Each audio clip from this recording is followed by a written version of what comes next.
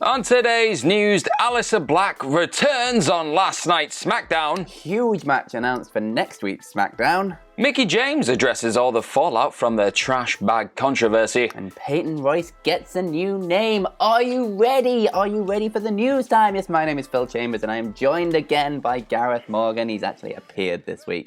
Bloody part-timer. But before we get into it, make sure you subscribe to the channel, comment down below what you think of all today's stories, and links to each one is in the description below. Click the timestamps and away you go. So what have we got first? So, the return that we've been seemingly waiting for now for feels like years, doesn't it? Feels like it's been a very long time. It happened on SmackDown. There's been all these talks of backstage vignettes being filmed for one Aleister Black, and they were supposed to be kind of loosely based on his childhood and his own history, and that's sort of what we got. We got like this vignette where everything was lit by candles, and it was shot quite, I like the way it was shot. It was shot in a quite unique way, and it reminded me of the Deathly Hallows stuff in Harry Potter when it was all kind of puppets and sketched out, and it was quite eerie. But throughout it, it just seemed like he's almost debuting a new character, which seems to be something alluding to a dragon. Like it's all like the history of a dragon, and it was about him going to a lot of funerals as a kid, and his dad being quite cold,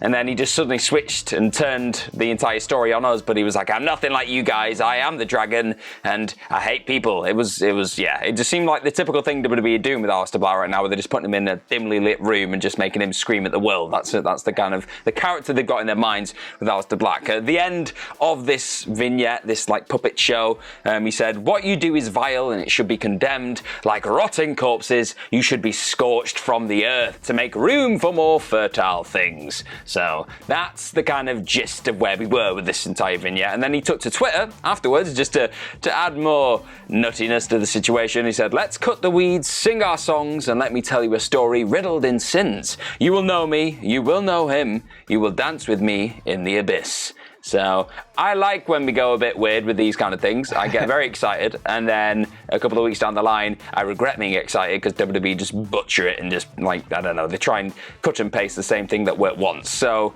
it was an interesting return, Phil. I'm just not sure where we go from here, like, moving on. Yeah, definitely. I liked it. I liked the promo. It's a good promo. Like you say, I liked the way it was shot. The little animation style of the dragons and things was really cool. That just looked really, really nice. And stood out as something a bit different from WWE's normal stuff. It's a long way from the knock on my door promos that went absolutely nowhere when nobody knocked on his door until they did, and it was really stupid. It's something he's also been trying out a bit on Instagram over the past sort of few months. Well, like most of the year really, he's been putting out these little sort of chapter whatever, like little vignettes that he's been doing himself. So it feels like it's coming a bit more from him maybe than just from what WWE are telling him to do, and like you say, sit in a dark room and complain that no one knocks on his door. So yeah, I'm excited to see where it goes. It's definitely something interesting. Hopefully it's something he can get his teeth into as a character, and hopefully it actually goes somewhere this time and we get to see Aleister Black more on TV, because he's very, very good, is Aleister Black, and he definitely deserves to be on TV more. Yeah, we've not seen him since October, I think it was. October, the last match he had was against Kevin Owens on Raw, I think, so when he got drafted. Yeah. And then was never used. So that was a wasted draft pick, wasn't it? Pointless. But yeah, speaking of SmackDown, they've announced some big matches for next week's SmackDown. There's sort of this week's SmackDown kind of focused around the Cesaro and Roman Reigns stuff and seeing if Roman Reigns was going to accept Cesaro's challenge. And yeah, Daniel Bryan was kind of pressuring Roman Reigns to accept the match, but then later on, Reigns confronted both Cesaro and Daniel Bryan and kind of just said no to both of them, saying that they're both main event losers. Why would he? But he did put out a request to Daniel Bryan for a match next week. But he said he's also tired of seeing Daniel Bryan around on SmackDown and just wants him to vanish, basically. So the big dog, Roman Reigns, is going to be going one-on-one with Daniel Bryan, with Daniel Bryan's career on the line. Although it seems more like his SmackDown career, not his WWE career in total. Yeah, that's what seemed to be alluded to in the promo.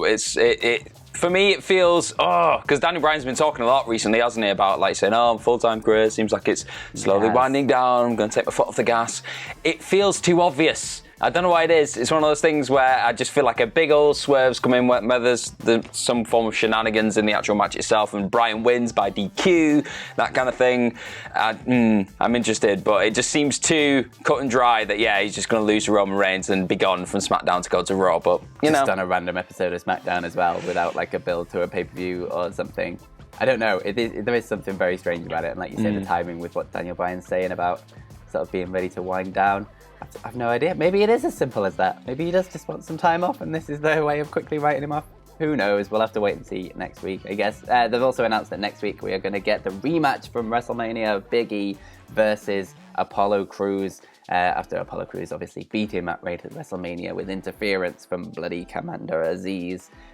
Also, last night's show, I should say, we saw Kevin Owens versus Apollo Crews, and yet again, Commander Aziz got in there to get Apollo Crews the win. So yeah, 2 big matches for next week's SmackDown, and over on Raw, they're announcing a rematch, a huge rematch of T-Bar and Mace going up against Drew McIntyre and Braun Strowman. So I'm sure that's going to pop a huge rating for them. Oh yeah, and it's good to see that the unmasking of said people last week has really changed up the plans big time. There's been a big shift in narrative there, because they were still announced as T-Bar and Mace, and they were still wearing the masks in the graphic, and I was like, and the one time they actually announce a match for Raw, it's a crappy rematch from last week.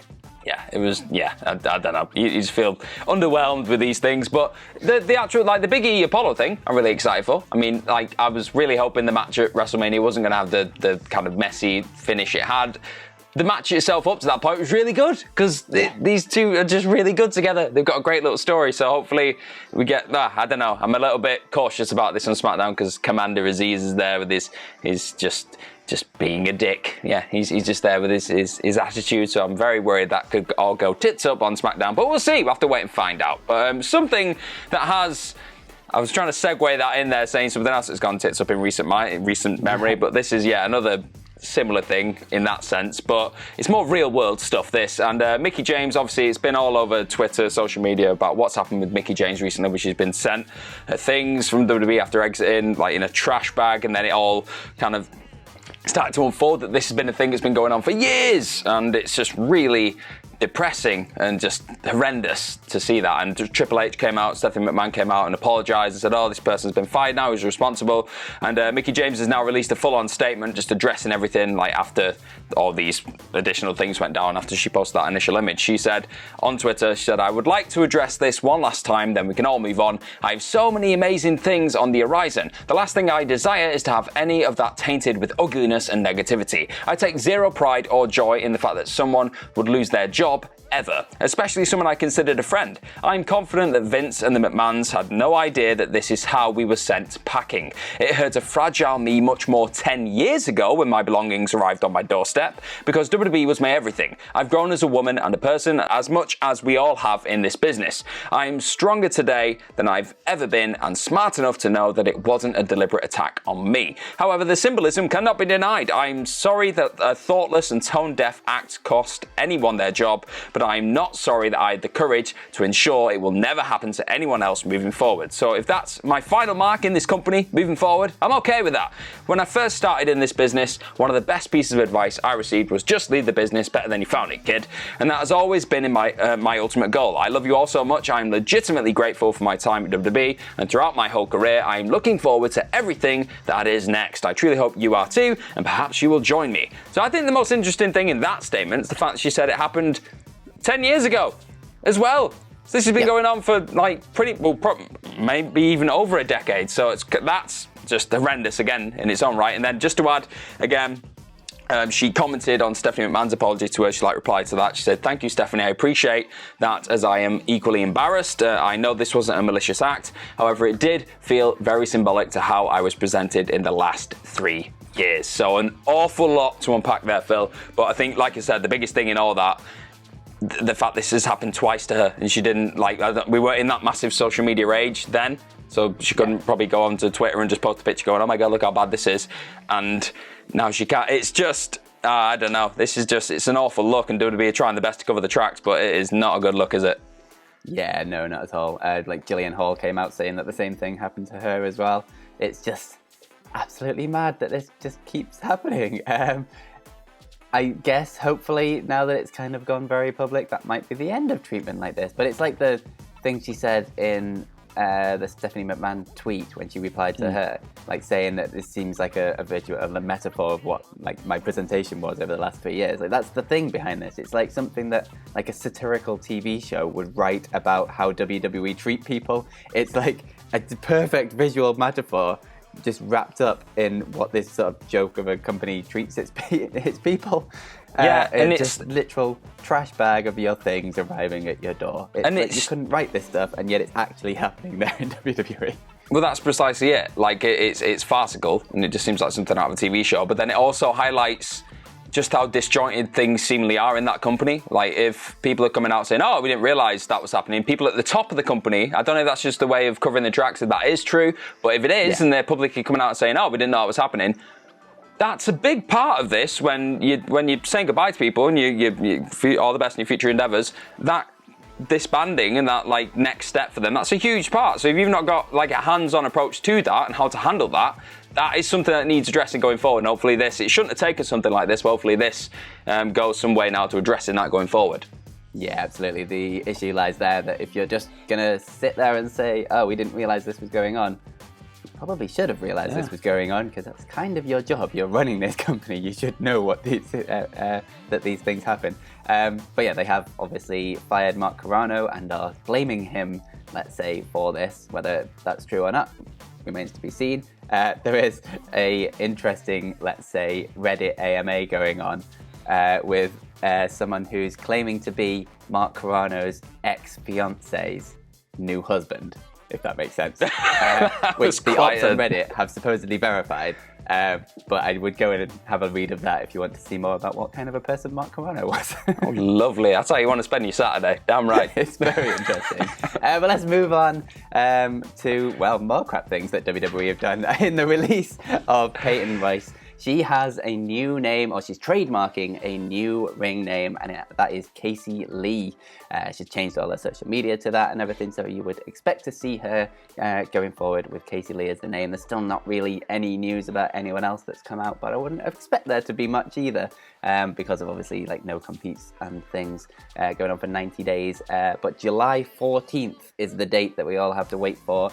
To wait and see when all these stories come out. And I'm sure there are going to be many, many stories, and it's going to be a very interesting week for podcasts. Yeah, I remember that last year. It was such a... I don't want this to become a thing that happens now, like an anniversary thing every single year, It was... I remember that time last year, and it was like, oh my God, this person's gone there. Oh, this person's gone there. It's like one of the only, like, glimmers of light in this, that we get this nice new restart for everybody. Hopefully everyone lands on the feet and they end up in places they want to be. If that is in wrestling, whether that's outside of wrestling, just do what's best for you. Obviously for Peyton Royce / Casey Lee, that's her choices to go and change her name. She looks like she's going to stay in this industry and go and kick all the ass, which she has the potential to do, and I hope she does and just shoves a middle finger up to WWE for letting her go in the first place. Hell yes. But that was today's wrestling news. Thank you very much for watching. If you want, you can follow us over on Twitter. You can follow me at FillMyChambers, and you can follow Gareth at GMorgan04. You can follow all of us at WhatCulture WWE. Make sure you subscribe to the channel, comment down below what you think of all of today's stories, and like the video. Do that too. It all helps. But most importantly, have yourselves a bloody good day. Bye-bye. Goodbye, everyone. Oh, there's a WhatCulture quiz coming out later. Watch it.